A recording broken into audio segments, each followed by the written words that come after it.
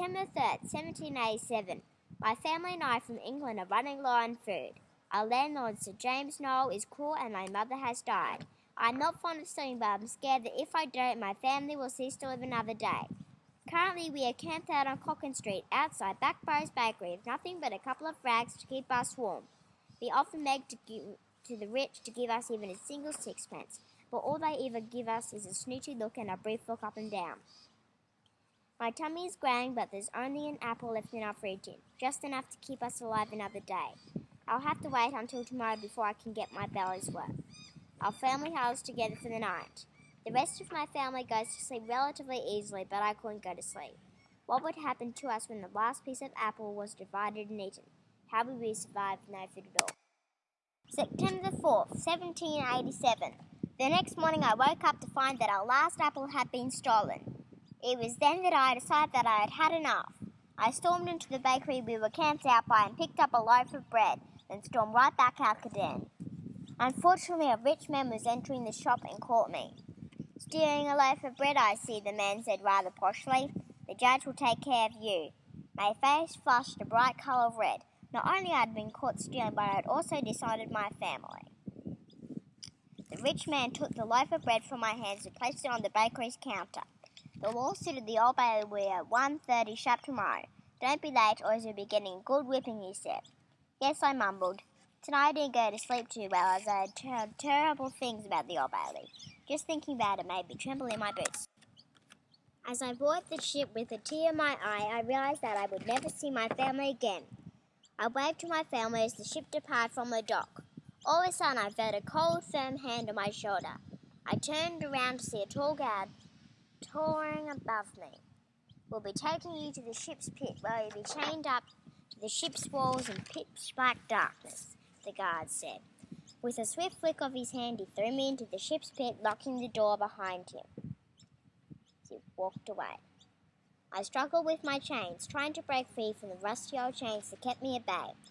I tried to go to sleep, but the rusty chains stuck into my skin. At least I had some hay for comfort. Finally, I closed my eyes and went to sleep. 1787. Today I was walking to the eating area when a friendly face brushed my shoulder. On instinct, I apologised for the accident. As he turned around, I recognised him from my cell. He gave me a smile. As we went to set the table, I took the seat next to him. Unfortunately, the roughest of the male convicts also wanted the spot. "So you want my seat, do ya? We'll let the punch-up decide that." As he took a shot at me, I tried to dodge it, but was too slow. Later on, I was transported to the surgical area, suffering from bad injuries. As I lay on my bed, wondering why none of the other convicts was visiting me.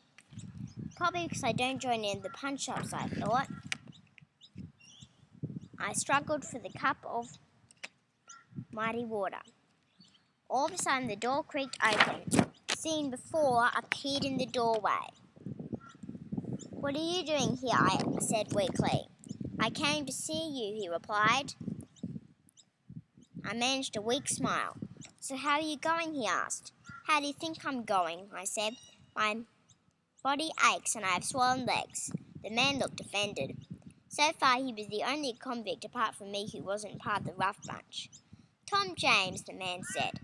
After that, Tom and I had quite a conversation.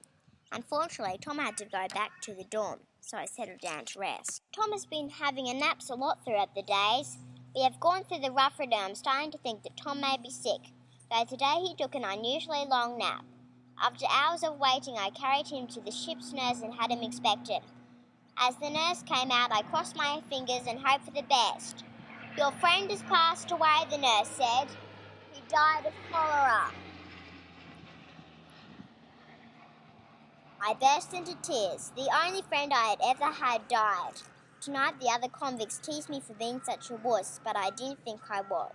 January the 8th, 1878.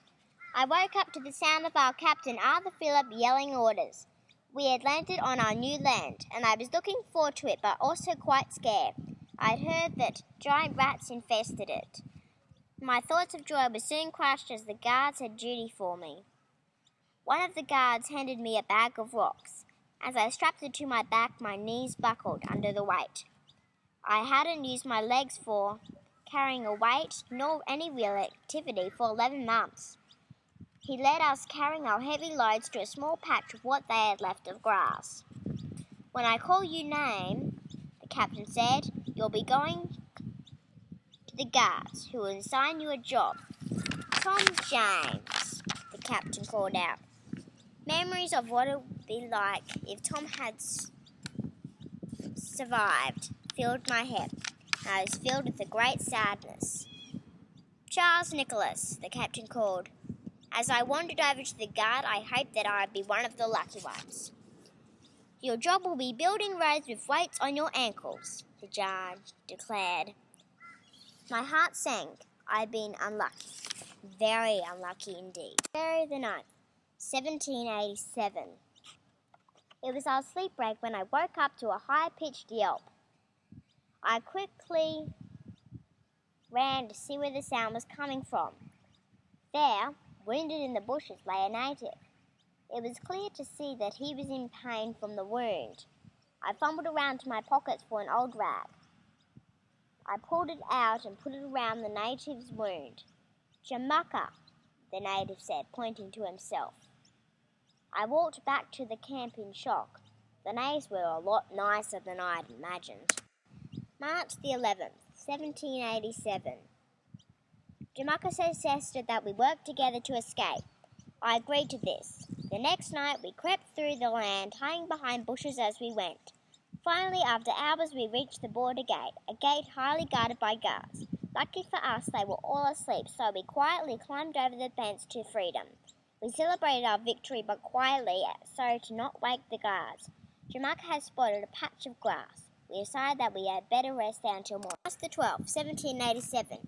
Jamaica and I have collected lots of twigs in order to make our house.